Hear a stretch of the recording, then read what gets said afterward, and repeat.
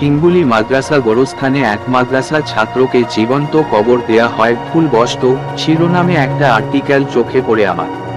সব ওলট পালট লাগতে শুরু করে তখন, কারণ সেখানে বলা হয়েছে 31শে জুলাই বিকালে জুবায়ের আলী নামের এক ছোট 5 বছরের মাদ্রাসা ছাত্র মারা যায়। স্থানীয় ডাক্তার তাকে মৃত ঘোষণা করার পর বাদ আসর তাকে মসজিদ সংলগ্ন গোরস্থানে কবর দেয়া হয়। পরদিন ভোরবেলা পরের নামাজ শেষে ইমাম সাহেব কবর জিয়ারত করতে গিয়ে দেখেন কবরের মাটি সরে গেছে অনেক, যেন কেউ ধাক্কা দিয়ে সরাতে চেয়েছে। তার সন্দেহ হলে স্থানীয় লোকজন দিয়ে কবর খোঁড়ানো হয় এবং সবাই বাকরুদ্ধ হয়ে দেখে কবরের কোনায় সাদা কাফন পরে ছেলেটা বাঁকা হয়ে বসে আছে। তার বসে থাকার ভঙ্গিটা খুব অস্বাভাবিক। কবরের দেয়াল জুড়ে ছেলেটার আঙ্গুলের আঁচড়ের চিহ্ন। শ্বাস নিতে না পেরে দেয়াল খামচে বের হবার চেষ্টা করেছিল বোঝা যায়। চোখগুলো কোটর থেকে বেরিয়ে এসেছে প্রায়। পা দিয়ে কবরের মেঝে ঘষে লম্বা লম্বা খাঁজ করে মাটি উঠিয়ে ফেলেছে ভয়াবহ মৃত্যু যন্ত্রণায়। আমি এই ঘটনা জানার পর টাকা পয়সা জমিয়ে সেই গ্রামে গিয়েছিলাম বেশ কিছুদিন পর। সেখানে গিয়ে আমি আরো কিছু ধাঁধার মাঝে পড়ে যাই। চিনকি আস্তানা স্টেশনটা বেশ নির্জন। যখন ওখানে ট্রেনটা গিয়ে থামলো তখন রাত 10:30টার মতো বাজে। বাহিরে ঘুটঘুটে অন্ধকার, তার মাঝে টিপটিপিয়ে বৃষ্টি। ছাতা আনা হয়নি। ব্যাগ হাতে প্ল্যাটফর্মে নামার সাথে সাথে ভেজা শুরু করলাম। লোকাল ট্রেনে করে এসেছি বলে স্টেশনের বৃষ্টিতে নামা মাত্র মনে হলো একটু শান্তি পেলাম। এতক্ষণ ট্রেনের টয়লেট বিহীন কামরায় মুরগির খাঁচার মতো অবস্থায় ছিলাম। বাংলাদেশের জনসংখ্যা যে বেশি সেটা লোকাল ট্রেনে উঠলেই বোঝা যায়। ঘামে পাঞ্জাবি পিঠের সাথে লেগে গেছে। বৃষ্টির ঠান্ডা ফোঁটাগুলো গায়ে লাগতেই মনে হচ্ছে শান্তিতে ঘুম এসে যাবে। ব্যাগ হাতে হাঁটতে লাগলাম। হিঙ্গুলি গ্রামটা এখান থেকে আরো মাইল খানেক উত্তর পূর্ব দিকে। এত রাতে সেখানে যাওয়াটা সামান্য ঝামেলার মনে হলো। একে তো ইলেকট্রিসিটি নেই এই অঞ্চলটায়, তার ওপর রাত 10টার পর রিক্সা ভ্যান কোনোটাই যাবে না। স্টেশন মাস্টার আক্ষরিক অর্থেই মাছি মারা কেরানি গোছের লোক। 10টা প্রশ্ন করার পর একটা জবাব দেন, যাও বা দেন সেটা কাজে লাগার মতো না। মাস্টার সাহেব ম্যাচের কাঠি দিয়ে খুব যত্নের সাথে কান খোঁচাচ্ছিলেন আমি যখন তার অফিসে ঢুকি। কেবল একটা হারিকেন জ্বলেছে। ময়লা হারিকেনের তেল যাই অবস্থা, আলোই নেই। আসসালামু আলাইকুম ভাই, হিঙ্গুলি গ্রামটায় যাওয়ার নিয়মটা বলতে পারবেন? এখানের কোনো রিক্সা ভ্যান যাবে না বলছে। হিঙ্গুলি যাওয়ার ব্যবস্থাটা কি? ভাবলাম শুনতে পাইনি, তাই আবার বললাম। আবারও কোনো জবাব না দিয়ে বিদ্যুটে শব্দ করলেন। ভাই আপনাকে কিছু জিজ্ঞেস করেছি, সামান্য উষ্ণ গলায় বললাম। কান চুলকাতেই বেদম জোরে কেসে উঠলেন মাস্টার সাহেব। ম্যাচের ভাঙ্গা কাঠিটা চোখের সামনে এনে বিরক্ত চোখে তাকালেন আমার দিকে। বাকি অংশটা কানের ভেতরে আটকা পড়েছে বোধ হয়। দেখলাম মাথা একপাশে কাত করে বার কয়েক ঝাঁকি দিলেন। আমি গলা খাকারি দিলাম, ভাই। হিঙ্গুলি হাত তুলে থামিয়ে দিলেন, যে কোনো ভ্যান ধরে উঠা যান, লয়া যাইব। এখানে খাড়া লাভ নাই। একটা চিমটা বের করে কানের কাঠি নিয়ে ব্যস্ত হয়ে পড়লেন।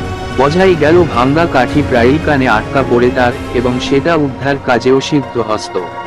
কারণ আমি থাকা অবস্থাতেই কাঠিটা টেনে বের করলেন। মুখে প্রশান্তির হাসি। আমি বেরিয়ে এলাম বিরক্ত হয়ে। হাত ঘড়িতে রাত 11:10 বাজে। বৃষ্টির পরিমাণ বেড়েছে আরো অনেক।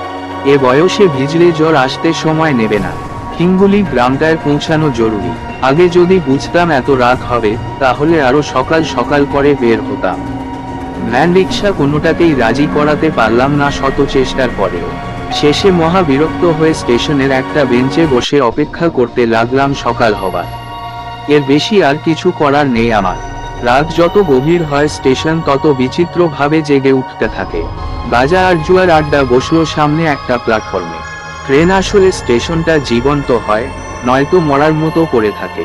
গাজার আড্ডায় গান ধরেছে কয়েকজন, তাস খেলা চলছে। আমি দেখছি তা। এক সময় ঝিমানির মতো শুরু হলো। গাজার আড্ডার গানটা কানে বাজছে। ক্রমশ চোখের পাতা ভারী হয়ে আসতে লাগলো। দূরে কোথাও ঘন্টা বাজছে। অদ্ভুত শোনাছে শব্দটা। মনে হচ্ছে অনেক লোকজন কথা বলছে। তার মাঝ দিয়ে গানটা ঘুরপাক খাচ্ছে মাথার ভেতর। বলেছিলে আমার হবে, মন দিয়েছি এই ভেবে সাক্ষী কেউ ছিল না সে সময়। চোখ মেললাম যখন তখন প্রচণ্ড বৃষ্টি শুরু হয়েছে। অবাক হয়ে নিজেকে আবিষ্কার করলাম সেই গোরস্থানের গাছটার নিচে, যেখানে নিজেকে পেয়েছিলাম জুলাইয়ের 31 তারিখে। ধর্মরিয়ে উঠে বসলাম। চারপাশে ঘুটঘুটে অন্ধকার, তবে গোরস্থানের ভেতর দিকে চার্জার লাইটের আলো। আমি আস্তে আস্তে উঠে দাঁড়ালাম। আমার ঠিক সামনে আবছা ভাবে সেই বাচ্চা ছেলেটার কবরের অবয়বটা বোঝা যাচ্ছে। আমার হৃৎপিণ্ডটা অস্বাভাবিক ভাবে লাফাচ্ছে। চার্জারের আলো আসছে আরো ভেতরের দিক থেকে। আমি প্রচন্ড বৃষ্টির মাঝে দ্বিধান্বিত পায়ে হাঁটতে লাগলাম আলোটার দিকে। পায়ের নিচে প্যাচ প্যাচে কাদা। বার কয়েক পুরনো কবরে পা ঢুকে যেতে যেতে সামলে নিলাম। গাছগুলোর অন্য পাশ থেকে আলো আসছে, তাতে বেশ কিছু মানুষকে দেখা যাচ্ছে। মনে হচ্ছে কিছু একটা করছে সবাই। সবার হাতে ছাতা, ছাতার জন্য বোঝা যাচ্ছে না কি করছে তারা। আমি এগোতে এগোতে টের পেলাম অসম্ভব একটা ভয় ভেতরে দানা বাঁধতে শুরু করেছে। মনে হচ্ছে যতই এগোচ্ছি ভয়টা ততই বাড়ছে। চার্জারের আলো ভেবেছিলাম যেটাকে এতক্ষণ কাছে আসায় স্পষ্ট হলো হ্যাজাক বাতি। সাদা কাপড় পরা বেশ কিছু লোক ছাতা হাতে দাঁড়িয়ে কথা বলছে। আমি আর হাঁটতে পারছিলাম না, একটা গাছে হেলান দিয়ে কোনো মতে দাঁড়ালাম। অবাক হয়ে দেখলাম একটা লাশের দাফন কাজ চলছে। দুজন লোক একটা নতুন খোঁড়া কবরে নেমেছে। ওপর থেকে কাফন পরা লাশটা নামিয়ে ওদের হাতে দিচ্ছে লোকগুলো। কেউ একজন জোরে জোরে দরুদ পাঠ করছে সুর করে। আমি টলতে টলতে আরেকটু এগিয়ে গেলাম। ছাতা হাতে ওরা কেউই আমাকে লক্ষ্য করছে না। হ্যাজাকের আলোয় দেখলাম কবরের ভেতর জমে ওঠা পানির মাঝে কাফন পরা লাশটাকে উত্তর দক্ষিণ মুখ করে নামাচ্ছে লোক দুটো। লাশটার দৈর্ঘ্য দেখেই অনুমান করলাম বয়স বড় মানুষের লাশ। কবরের পানিতে রাখা মাত্র কাফন ভিজে অনেকখানি ডুবে গেল লাশটা। আমার দাঁড়িয়ে থাকতে কষ্ট হচ্ছে। ভয়টা ক্রমশ সারা শরীরে ছড়িয়ে পড়ছে। বাড়ছে শুধুই তীব্র একটা ভয়। কেউ একজন বলল, লাশের মুখ শেষবারের মতন দেখবেন কেউ, নাইলে বাঁশ লাগায় দিক। দেখলাম কেউ মুখ দেখার মতো আগ্রহ দেখালো না। লোক দুটো কবরের ওপর আড়াআড়ি বাঁশ দেয়া শুরু করলো। দ্রুত চাটাই বিছিয়ে ঢেকে ফেললো কবরের ওপরটা। বৃষ্টিতে ভিজে মাটি দেয়া শুরু করলো লোকগুলো। আমি বসে পড়েছি মাটিতে। কেউ লক্ষ্য করছে না আমাকে, কিন্তু হ্যাজাকের আলোয় স্পষ্ট দেখতে পেলাম কবরের অন্য পাশে ছাতাওয়ালা লোকগুলোর ভিড়ে সেই ফ্যাকাশে ন্যাড়া মেয়েটা দাঁড়িয়ে আছে। শীতল শান্ত চোখ দুটোয় ক্রূর একটা দৃষ্টি, সোজা তাকিয়ে আছে আমার দিকে। তখনই মাথার ভেতর তীব্র ব্যথা শুরু হলো আমার। মনে হলো কেউ যেন আমার মগজটা ধারালো খুর দিয়ে পোঁচ দিচ্ছে। ঝটকা দিয়ে জেগে উঠলাম। আমার দুপা আর প্যান্টের নিচের দিক কাদায় মেখে আছে। ঘড়িতে দেখলাম রাত 2:30 বাজে। ট্রেন এসেছে স্টেশনে। জীবন্ত মনে হচ্ছে রাতের মৃত স্টেশনকে এখন। কতক্ষণ জীবন্ত থাকবে? আমার হিঙ্গুলি গ্রামে আসাটা যে বিরাট একটা ধাক্কা দিয়ে শুরু হবে জানা ছিল না। আমি পরদিন সকাল বেলা একটা চা দোকানে পাউরুটি আর কলা খেয়ে রওনা দিলাম ভ্যানে করে হিঙ্গুলির দিকে। তবে তার আগে ওয়েটিং রুমে গিয়ে কাদা মাখা প্যান্টটা বদলে নিলাম। সকালে ভ্যানওয়ালারা কেউ না বলল না, বলা মাত্রই আমাকে নিয়ে রওনা দিই। হিঙ্গুলি যাওয়ার পথটা পাকা না কাঁচা রাস্তা, তার উপর বর্ষাকাল বলে রাস্তা ঘাটের করুণ অবস্থা। ভ্যান একবার এমন কাত হয়ে যাচ্ছে যে মনে হয় তখন সোজা দিয়ে কাদার ওপর পড়ব। হিঙ্গুলি গ্রামে ঢোকার সঙ্গে সঙ্গে একটা ছোট খাট ধাক্কার মতো খেলাম। আমি শৈশবে যে গ্রাম দেয় মানুষ হয়েছিলাম অবিকল সেই রকম গ্রাম এটা। ধাক্কাটা যে কারণে খেলাম তা হলো আমি যেখানে যে রকম বাড়ি, গাছপালা, সাঁকো, রাস্তা দেখেছি আমার শৈশবের গ্রামে এখানে ঠিক সেরকম হুবহু এক। কোথাও কোনো অমিল নেই। অবাক হবার কারণটা হলো আমার শৈশবের গ্রামটা দিনাজপুরে, আর এটা চট্টগ্রামে। হিঙ্গুলি গ্রামটা আমার জন্য বেশ কিছু রহস্য নিয়ে অপেক্ষা করছিল। তার প্রথমটার সাথে সাক্ষাৎ হলো গ্রামে ঢোকা মাত্রই। হিঙ্গুলি মাদ্রাসার মুয়াজ্জিনের সঙ্গে কাকতালীয়ভাবে দেখা হয়ে গেল গ্রামে ঢুকেই। বাজারে যাচ্ছিলেন সম্ভবত। এখানে থাকার মতো কোনো হোটেল কিংবা বোর্ডিং আছে নাকি আর মাদ্রাসাটা কোন দিকে তাকে জিজ্ঞেস করার জন্য আমি ভ্যান থেকে সবে নেমেছি। আমাকে নামতে দেখেই ভূত দেখার মতো চমকে উঠলেন। কিছু বোঝার আগেই চিৎকার দিয়ে দৌড়ে পালালেন। আমি ব্যাপারটা বোঝার জন্য কাউকে যে জিজ্ঞেস করব তা সম্ভব হলো না। গ্রামের কেউ আমাকে যে কি দেখছে এখন সবাই ভয়ে দৌড়ে পালাচ্ছে। আমি ভীষণ অবাক হলাম, এক রকম হতভম্ব। আমাকে দেখে ভয় পাওয়ার কি আছে এমন? ভ্যানওয়ালা ব্যাপারটা বুঝতে না পেরে অবাক হয়ে জিজ্ঞেস করলো, পালাইলো কেন ভাই? আমি বিমূঢ়ের মতো মাথা নাড়ালাম, জানি না, আপনি মাদ্রাসায় চলেন। আমি ভ্যানওয়ালাকে নিয়ে মাদ্রাসাটা খোঁজে বের করলাম। আমার স্বপ্নে দেখা মাদ্রাসাটার সঙ্গে খুব একটা মিল নেই। পুকুরটা বেশ ছোট, পানিও পরিষ্কার, শ্যাওলা নেই। তবে মিলও রয়েছে। মসজিদের সেই বারান্দা অবিকল এক। এখানে এসেই আমি প্রথম রহস্যটার সাথে জড়িয়ে পড়ি। মাদ্রাসার প্রধান ইমাম মোহাম্মদ ইদ্রিস শেখের সঙ্গে পরিচয় যখন হলো, তিনি আমাকে দেখে অবাক হলেন ঠিকই, কিন্তু ভয় পেলেন না। মাদ্রাসার শত শত ছাত্র ততক্ষণে আমাকে দেখতে চলে এসেছে। মসজিদের বারান্দায় বসে আমি প্রথম ইদ্রিস সাহেবের কাছে জানতে পারলাম আমি মোহাম্মদ নজরুল হোসেন। গত 4 দিন ধরে এই হিঙ্গুলি মাদ্রাসায় ছিলাম এবং গতকাল বিকেলে আমার মৃত্যু হয়েছে। মৃত্যুর আগে আমি বলে গেছি এখানের গোরস্থানে আমাকে কবর দিতে, এবং আমার ফুফুর জন্য চিঠিও লিখে গেছি আমি। গত রাতে আমাকে তারা সবাই কবর দিয়েছে গোরস্থানে। আমি মসজিদের বারান্দায় বসে ঘরের মধ্যে সেই চিঠিটা হাতে নিয়ে পড়লাম, যেটা আমি ইমাম সাহেবকে দিয়েছি আমার ফুফুকে দিতে। আমার ইহাদের লেখা। আমি কাঁপতে শুরু করলাম মৃগী রোগীর মতো। সে অবস্থাতেই আমি কবরটা খুঁড়তে অনুরোধ করলাম ইমাম সাহেবকে। বলা বাহুল্য, আমি বলার আগেই কবর খোঁড়া শুরু হয়ে গেছে। মুয়াজ্জিন সহ আরো কয়েকজন লোক কবরটা খুঁড়ল। আমি নিজে সেখানে যাওয়ার শক্তি পাচ্ছিলাম না, তাই ইমাম সাহেব আমাকে ধরে নিয়ে গেলেন সেখানে। এটা সেই জায়গা গতকাল রাতে স্বপ্নে যেখানে আমি কবর দিতে দেখেছিলাম কাউকে। দিনের বেলা সূর্যের আলোতেও আমার ভয়ঙ্কর একটা অশুভ ভয় করছিল কবরটার পাশে দাঁড়িয়ে। কাদা আর পানিতে অর্ধেক ডুবে আছে কাফন জড়ানো লাশটা। কবরের ভেতর অনেক পানি। একজন লোক নামলো কবরে মুখ দেখানোর জন্য। মুখের কাপড় সরানোর পর যাকে দেখলাম আয়নায়, একে আমি বহুবার দেখেছি, আমি মোহাম্মদ নজরুল হোসেন। কাদা লেগে থাকলেও না চেনার কোনো কারণ নেই। আধখোলা চোখে পৃথিবী দেখছে কবরের পানিতে ভাসতে ভাসতে। নিজের পায়ের ওপর ভর টিকিয়ে রাখতে পারলাম না। এ যদি নজরুল হোসেন হয় তাহলে আমি কে? আর আমি যদি আসল জন হয়ে থাকি তবে একে? আমি সেদিন গোরস্থানে মৃগী রোগীর মতো কাঁপতে কাঁপতে জ্ঞান হারাই। ইমাম সাহেব উপায় না দেখে আমাকে মস্তাননগর হাসপাতালে ভর্তি করান।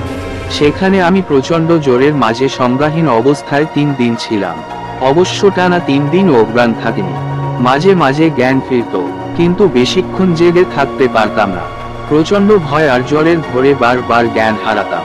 বলা বাহুল্য, এই দীর্ঘ সময়ে আমি স্বপ্ন দেখতাম ছেঁড়া ছেঁড়া ভাবে, কিন্তু প্রতিটাই একটার সাথে আরেকটা যুক্ত। আশ্চর্যের বিষয় হলো এই দীর্ঘ সময়ে আমি নাকি কিছুই খাইনি। আমার ঠিক মনে নেই কখন স্বপ্ন দেখা শুরু করি হাসপাতালের বিছানায় শুয়ে।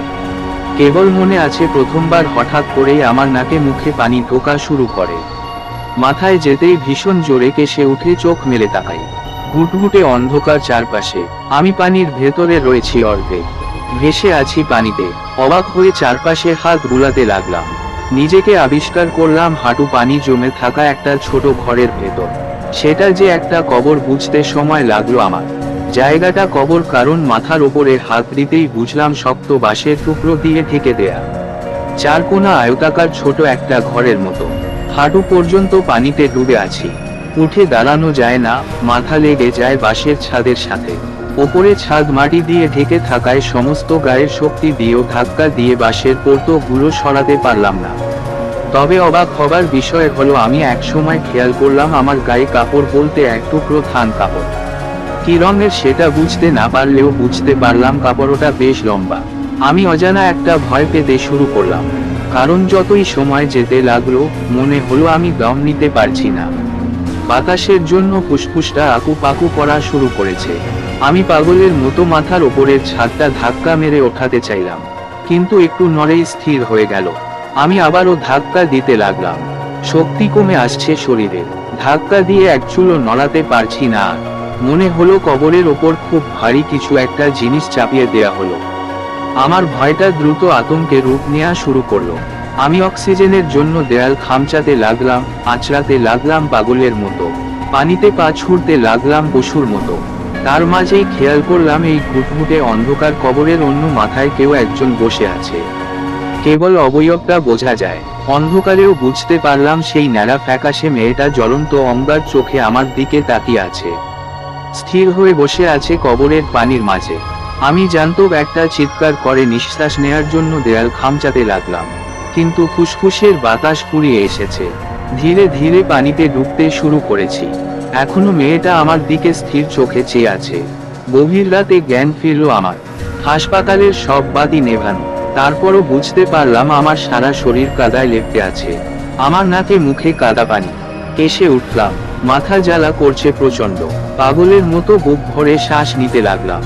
আহা, বেঁচে থাকাটা কত অদ্ভুত। আস্তে আস্তে বিছানায় উঠে বসলাম। আমি এখন জানি হিঙ্গুলি মাদ্রাসা গোরস্থানে কাল সকালে আবারও খোঁড়া হবে মোহাম্মদ নজরুল হোসেন এর কবরটা। কারণ সেটার ওপর থেকে মাটি সরে গেছে অনেকখানি, আর অনেকেই একটা চিৎকার শুনেছে। আমি শুয়ে পড়লাম ধীরে ধীরে। ভয় লাগছে ভীষণ। কেন যেন মনে হচ্ছে হাসপাতালের অন্ধকার করিডোরে জানালার পর্দার ওপাশ থেকে সেই ন্যাড়া ফ্যাকাশে মেয়েটা শীতল শান্ত চোখে আমার প্রতিটা নড়াচড়া লক্ষ্য করছে। আমি তখনও জানতাম না আমার জন্য আরো কিছু অপেক্ষা করছে। আমি পুরোপুরি সুস্থ হতে পারলাম না। জ্বরটা লেগেই থাকলো। জ্বরের কাঁপুনি নিয়েই হাসপাতাল ছাড়লাম। সাথে টাকা পয়সা তেমন ছিল না যে আরো কিছুদিন হাসপাতাল ওষুধের খরচ চালাবো। ইমাম ইদ্রিস শেখের কাছে আমি কৃতজ্ঞ, কারণ শেষের দিকের প্রায় সব খরচ উনি দিয়েছিলেন। অসুস্থ শরীর নিয়ে ওখানে থাকাটাও সম্ভব ছিল না। টাকা পয়সার টান পড়তেই বাধ্য হলাম শহরে ফিরে আসতে। অবশ্য চলে আসার আগে মাদ্রাসায় একদিন ছিলাম। ইদ্রিস সাহেবের সঙ্গে সে সময়টায় আমার অনেক কথা হলো। সে সময় তাকে জানালাম এখানে আমার আসার কারণ সম্পর্কে, যদিও তিনি আগে থেকেই জানেন আমি কেন এসেছি এখানে। কারণ অন্য নজরুল হোসেন তাকে নাকি সব বলেছিল। সে স্বপ্ন দেখে তার সত্যতা যাচাই করতে এসেছিল। তবে ইমাম সাহেব সে সময় তাকে যা বলেছিলেন তা আমি জানতাম না, তাই নতুন করে আমাকে তিনি বলা শুরু করলেন। সে রাতে খাওয়ার পর ইমাম ইদ্রিস শেখ মসজিদের বারান্দায় আমার সাথে বসে অনেক গল্প করলেন। চারপাশে নিরেট ঘন অন্ধকার, কেবল বারান্দায় একটা হারিকেন জ্বলছে। মাদ্রাসার ঘরগুলোর দু একটা থেকে ছাত্রদের আরবি পড়ার মৃদু গুঞ্জন ভেসে আসছে। বাকিরা ঘুমিয়ে পড়েছে, আলো নেই সে সব ঘরে। রাত তখন 11:30টার মতো।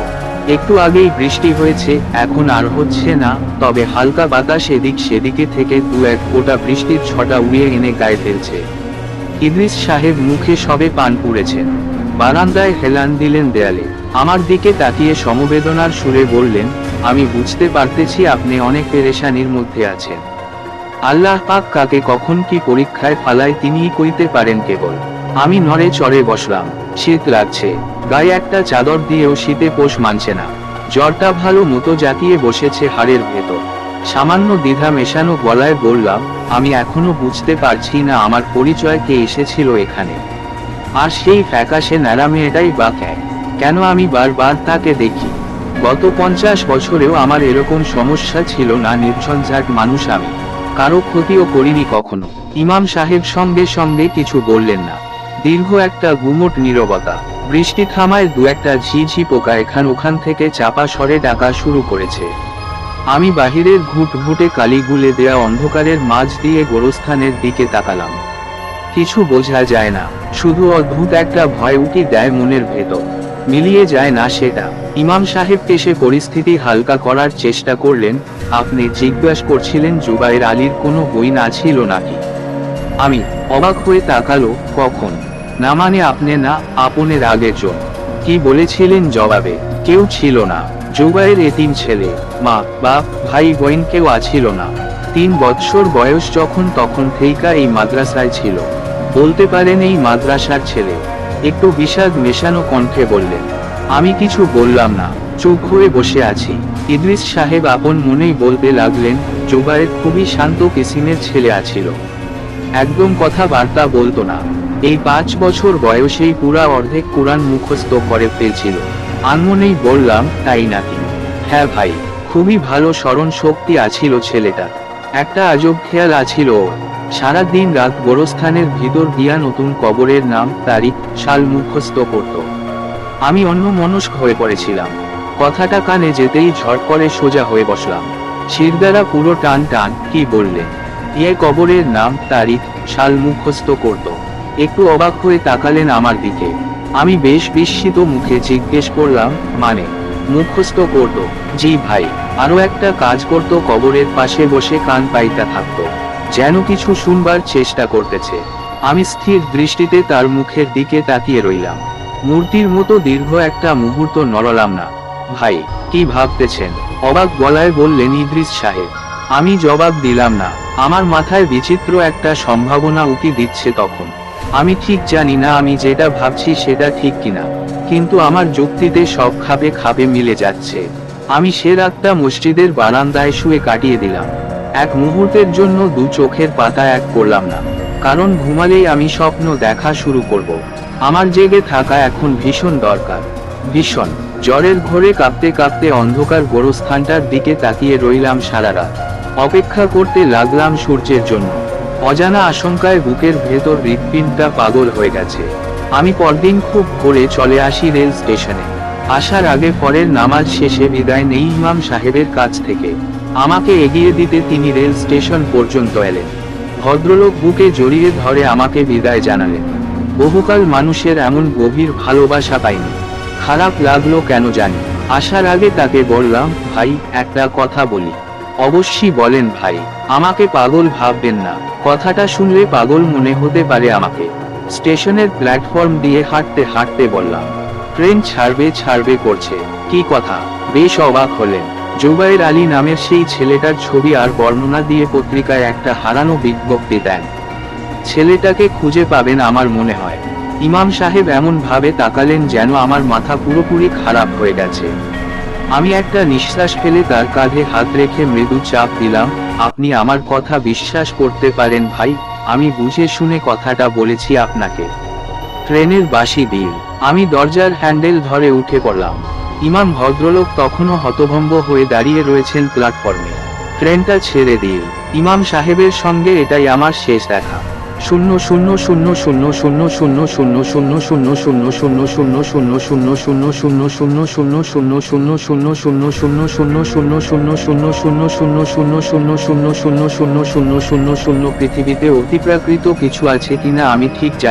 0000000000000000000000000000000000000000000000000000000000000000000000000000000000000000000000000000000000000000000000000000000000000000000000000000000000000000000000000000000000000000000000000000000000000000000000000000000000000000000000000000000000000000000000000000000000000000000000000000000000000000000000000000000000000000000000000000000000000000000000000000000000000000000000000000000000000000000000000000000000000000000000000000000000000000ো একটা জিনিস আমি জানি, অতিপ্রাকৃত কিছু মানুষ ঠিকই রয়েছে।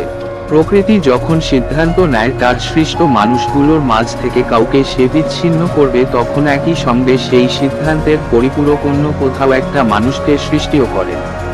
আর প্রকৃতি তার সিদ্ধান্ত মাঝপথে বদলে ফেলার জন্য তৈরি করেছেন কিছু মাধ্যম। সেই রকম একজন মাধ্যম হলো মোহাম্মদ নজরুল হোসেন কিংবা জুবায়ের আলী। আমি 31শে জুলাই রাতে জুবায়ের আলীর দ্বিতীয় সত্তাকে বাঁচাতে পারিনি। সেদিন কবর দেয়া হয়েছিল জুবায়ের আলীর দ্বিতীয় অস্তিত্বকে, আসল জুবায়ের আলীকে নয়। কবরের ভেতর মারা যাওয়া বাচ্চাটা ছিল মোহাম্মদ নজরুল হোসেন এর সেই দ্বিতীয় জনের মতো। আসল জুবায়ের আলী আমার মতো এখনো বেঁচে আছে কোথাও না কোথাও, পালিয়ে বেড়াচ্ছে ভয়ের হাত থেকে বাঁচতে, কারণ সে এখনো ছোট। ভয়টাকে সহ্য করার মতো শক্তি তার এখনো হয়নি। আমার এই অদ্ভুত ব্যাখ্যার অর্থ অনেকেই বুঝতে পারবেন না, তাই একটু বুঝিয়ে বলছি। জুবায়ের আলী নামের সেই বাচ্চা ছেলেটা খুব ছোট থাকতেই একটা জিনিস জেনে গিয়েছিল। প্রকৃতি তার সৃষ্ট মানুষদের নির্দিষ্ট সময়ের আগে যদি টেনে নেন, মাঝে মাঝে তাদের ফিরিয়েও দেন, কিন্তু সেটা খুবই অল্প সময়ের জন্য। সেই অল্প সময়ে নির্দিষ্ট কিছু মানুষ আছে যারাই কেবল বুঝতে পারে প্রকৃতি সেই মানুষটাকে আবার ফিরিয়ে দেওয়ার চেষ্টা করছে। তখন তাদের কাজ হয় সেই মৃত মানুষটাকে বাঁচানোর চেষ্টা করা। জুবায়ের আলী নতুন কবরের নাম, তারিখ, সাল দেখে বলে দিতে পারত এই কবরের ব্যক্তি কি দ্বিতীয়বার বেঁচে উঠবে নাকি। সে এসব কিভাবে জানতে পেরেছিল সেটা আমার কাছে ধরে। হতে পারে সেই ন্যাড়া ফ্যাকাশে মেয়েটার মাধ্যমে জানতে পারত। জুবায়ের আলী ছোট ছিল বলে ভয় পেত জিনিসটা, কারণ ও শখের বশে নয়, ভয়ের বশে কাজটা করত। খুব সম্ভব ও কোনো কবরের লাশের জীবন্ত হওয়ার পর ভয় পেয়ে তাকে বাঁচানোর চেষ্টা না করে পালিয়ে গিয়েছিল মাদ্রাসা ছেড়ে।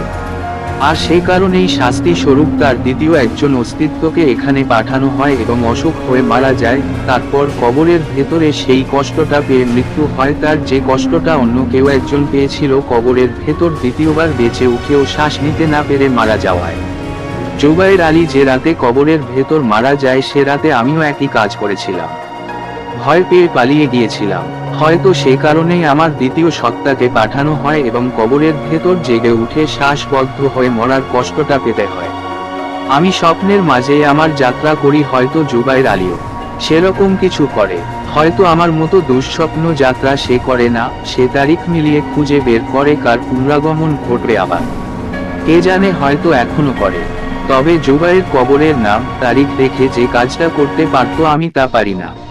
হয়তো আমাদের ধরন আলাদা। আমি জানি না কে জেগে উঠবে কবরের মাঝে।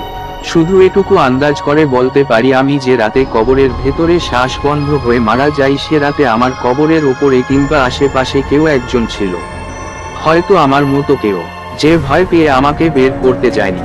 হয়তো এভাবেই প্রকৃতি তার বিচিত্র শৃঙ্খলটার সৃষ্টি করেছে, হয়তো এভাবেই এই মানুষগুলো তাদের নিজেদেরকে আবিষ্কার করবে। আমি দিনাজপুর চলে আসার দীর্ঘ দিন পর হিঙ্গুলি মাদ্রাসার ইমাম ইদ্রিস শেখের চিঠি আসে আমার কাছে। চিঠিতে সাধু চলিত মিশিয়ে ফেলেছেন ভদ্রলোক। তিনি লিখেছেন, ভাই মোহাম্মদ নজরুল হোসেন, আমার সালাম নিবেন। আমি আসলে ঠিক কিভাবে লিখব ব্যাপারটা বুঝতে পারিতেছি না। আমি আপনি চলিয়া যাওয়ার পর খেয়ালের বসেই পত্রিকায় জুবায়ের আলীর নিখোঁজ সংবাদ দিয়া খবর ছাপাই। অনেকেই আমাকে পাগল ঠাউরেছিল সেই সময়। ইহা মহান আল্লাহ তাআলার বড় অদ্ভুত কুদরত, 1 মাসের মাথায় জুবায়ের আলীকে ব্রাহ্মণ বাড়িয়ায় খুঁজিয়া পাওয়া যায়। বড়ই আশ্চর্যের বিষয়, সে সুস্থ আছে এবং মতিভ্রমও হয় নাই।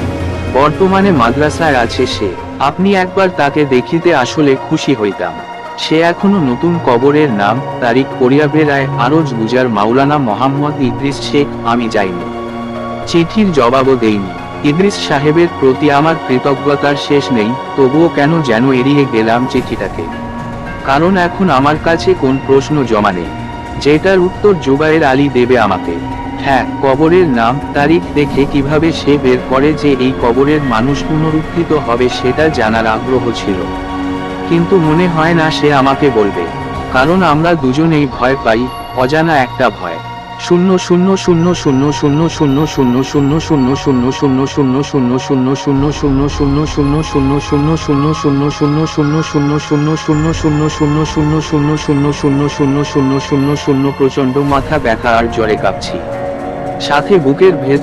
00000000000000000000000000000000000000000000000000000000000000000000000000000000000000000000000000000000000000000000000000000000000000000000000000000000000000000000000000000000000000000000000000000000000000000000000000000000000000000000000000000000000000000000000000000000000000000000000000000000000000000000000000000000000000000000000000000000000000000000000000000000000000000000000000000000000000000000000000000000000000000000000000000000000000000ো ঘর ঘর করে সারাক্ষণ। দুপুরে 2টো প্যারাসিটামল খেয়ে কাঁথা মুড়ি দিয়ে শুয়েছি, তাতেও শীতে মানছে না। কিছুদিন হলো বাসার কাজ করে দেওয়ার জন্য গ্রামের বাড়ি থেকে পুপু একটা 9 বছরের বাচ্চা মেয়েকে পাঠিয়েছে। অনাথ, কেই নেই বলেই আমার কাছে পাঠিয়েছে। আমি তো সারাক্ষণ রোগে শোকে ভুগি, তাই ও এখানে থাকলে খাওয়া দাওয়াটা অন্তত করা হয়। নামটা বলা হয়নি পারুল। শ্যামলা মতো হালকা পাতলা মানুষ, বাতাস এলে উড়ে যাবে এরকম। আমার জ্বর আসলেই খুব ব্যস্ত হয়ে পড়ে পারুল। মাথায় পানি ঢেলে দেয়, কপালে জলপট্টি দেয়। আজকেও মাথা ব্যথা আর জ্বরে যখন কাঁপছিলাম, পারুল আমার গায়ের ওপর আরো 2টো কাঁথা চাপিয়ে দিয়ে উদ্বিগ্ন মুখে বলল, চাচা আপনার তো অনেক জ্বর, আপনি শুইয়া থাকেন, আমি ডাক্তার ডাকে আনতেছি। মোরেরই ডাক্তারের দোকান। আমি কিছু বলার শক্তি পাচ্ছিলাম না। প্রচন্ড মাথা ব্যথায় মগজটা ছিঁড়ে যাচ্ছে আমার, জ্বরের ভরে কেবল গোঙাচ্ছি। পারুলের কথা শুনতে পেলাম না। তলিয়ে যাচ্ছি কোথাও আমি, ভীষণ স্যাঁতস্যাঁতে কোথাও বসে আছি। ঠান্ডা আর ভ্যাপসা একটা স্থির বাতাস। নিজের হাত পা কিছুই দেখতে পারছি না, কিন্তু হাত বুলিয়ে চারপাশে বুঝতে পারলাম একটা কবরের ভেতরে আছি। আমার পা নাড়াতেই এই কবরের লাশটার গায়ে লাগলো। স্থির হয়ে গেলাম। শুকিয়ে কাঠ হয়ে গেছে লাশটা। খারাপ ধরনের একটা গন্ধ। নাকে হাত দিলাম, বুকের ভেতর ঢাকের মতো আওয়াজ করা শুরু হয়েছে। শান্ত রাখার চেষ্টা করলাম নিজেকে, বোঝার চেষ্টা করলাম কোথায় আছি। মাথার ওপরের ছাদ মাটি চেপে সিমেন্টের মতো হয়ে গেছে, তবে দেয়ালের মাটি খুব আলগা। হাত দিতেই ঝুরঝুর করে ঝরে পড়ল। পুরনো কবর। খুব ধীরে ধীরে শ্বাস নিচ্ছি আমি। বাতাস ফুরিয়ে গেলে মরতে হবে। চারপাশে পিনপতন নীরবতা, জমাট নিস্তব্ধতা। হঠাৎ মনে হলো খুব চাপা, গুমোট একটা কান্নার শব্দ কানে এলো। কান পেতে শোনার চেষ্টা করলাম কোত্থেকে আসছে। কিছুতে থাবড়ানো আঁচড়ানোর শব্দ শুরু হলো। আমি অস্থির হয়ে উঠলাম। কবরের দেয়ালে কান লাগিয়ে শোনার চেষ্টা করলাম শব্দটার উৎসটা কোথায়। হঠাৎ করেই আবিষ্কার করলাম এই কবরের পাশেই আরেকটা কবর। ওটা থেকেই আসছে শব্দটা। বাচ্চা কোনো মেয়ের কান্নার শব্দ, কিন্তু খুব দ্রুত কান্নাটা আতঙ্কের চিৎকারে রূপ নেওয়া শুরু করলো। সঙ্গে সঙ্গে বুঝে গেলাম কি ঘটতে যাচ্ছে। আমি গায়ের শক্তি দিয়ে আমার কবরের ওই পাশের দেয়ালের মাটি খামচে ভেঙে ফেলতে লাগলাম। মাটি নরম, দ্রুত পাতলা হয়ে আসতে লাগলো দেয়ালটা। ওপাশের চিৎকার থামছে না। দেয়ালে ছিদ্র হওয়া মাত্রই ওপাশে বাচ্চা মেয়েটা প্রচন্ড চিৎকার দিয়ে এক কোনায় চলে গেল ভয়। আমি আরো দ্রুত দেয়াল ভেঙে ওপাশের কবরে এসে ঢুকলাম। অন্ধকারে কেউ কাউকে দেখতে পাচ্ছি না, কিন্তু সময় নেই হাতে। আমি কেবল বললাম, মা তুমি ভয় পেও না, আমি তোমাকে বের করে দিচ্ছি। মেয়েটার দিক থেকে আরো ভয়ার্ত কান্নার শব্দ হলো, কিন্তু বেশ দুর্বল, নিঃশ্বাস না নিতে পেরে দুর্বল হয়ে আসছে মেয়েটা। আমি দেরি না করে কবরের ছাদের এক পাশে জোরে জোরে ঠেলা দিয়ে বাঁশ চাটাই খুলে ফেলতে লাগলাম। বাচ্চার কবর বলে সবকিছু অল্প ছিল, তাই ছাদটার এক পাশে দ্রুত একটা ফোকর করে ফেলতে পারলাম। গায়ে বালু মাটি লেগে একাকার অবস্থা। ঘুরে মেয়েটার দিকে তাকালাম, অন্ধকারে মেয়েটার সারা আর না পেয়ে চমকে গেলাম। তাড়াতাড়ি ওর কাছে গিয়ে দেখলাম খুব দুর্বল হয়ে এসেছে, শ্বাস নিতে না পেরে কেবল মাটিতে পা ঘষছে নিস্তেজ ভাবে। আমি কোলে তুলে ওকে নিয়ে এলাম পুকুরটার মুখের কাছে, তুলে ধরলাম। খোলা বাতাসে শ্বাস নিতেই শক্তি পেল মেয়েটা, হাঁচড়ে পাঁচড়ে বেরিয়ে গেল কবর থেকে। ভেবছিলাম আমার জন্য দাঁড়াবে, কিন্তু দাঁড়ালো না, ভয় পেয়ে পালাতে লাগলো। চাঁদের আলোয় হারিয়ে গেল। আমি ক্লান্ত ভঙ্গিতে একটু নিঃশ্বাস নিলাম পুকুরটা দিয়ে। রাতের ভাঙ্গা চাঁদের আলোয় গোরস্থানটা চিনতে পারলাম না, কে জানে কোথায় এটা। আস্তে আস্তে বসে পড়লাম আবার কবরের ভেতর। চাঁদের আলো ঢুকছে পুকুর দিয়ে কবরের এপাশে। আমি জানি অন্য পাশের অন্ধকার কোণাটায় এখনো মূর্তির মতো বসে রয়েছে সেই ফ্যাকাশে ন্যাড়া মেয়েটা। স্থির চোখে চেয়ে আছে আমার দিকে। চোখ মেললাম, জ্বরের তেজটা কমে এসেছে, মাথা ব্যথাটাও নেই একদম, হালকা লাগছে খুব মাথাটা। দেখলাম আমার মাথার কাছে একটা টুলে বসে আমার মাথায় মগ দিয়ে পানি ঢালছে পারুল, আর হাতের উল্টো পিঠ দিয়ে চোখের পানি মুছছে। ঘরের জানালাটা খোলা, মধ্যরাতের চাঁদের আলো এসে আমার ঘরটা ভাসিয়ে নিয়ে যাচ্ছে। আমি কাপা হাতে পারুলের মাথায় হাত রাখলাম। মেয়েটা এখন আরো জোরে কাঁদা শুরু করলো। আহারে, বুকের ভেতর অদ্ভুত একটা শূন্যতা মোচড় দিয়ে উঠল। বিয়ে করিনি বলে জানি না সন্তান হলে কেমন লাগে, কিন্তু কেন যেন হঠাৎ মনে হলো আমার মেয়ে থাকলে মেয়েটা ঠিক পারুলের মতোই হতো, এভাবেই হয়তো কাঁদতো আমার মাথায় পানি ঢালতে ঢালতে। ঝাপসা হয়ে এল আমার চোখের দৃষ্টি। আহারে, মমতা বড় কঠিন জিনিস। স্রষ্টা এই একটা জিনিস দিয়ে জগৎটাকে এত সুন্দর করে ফেলেছেন।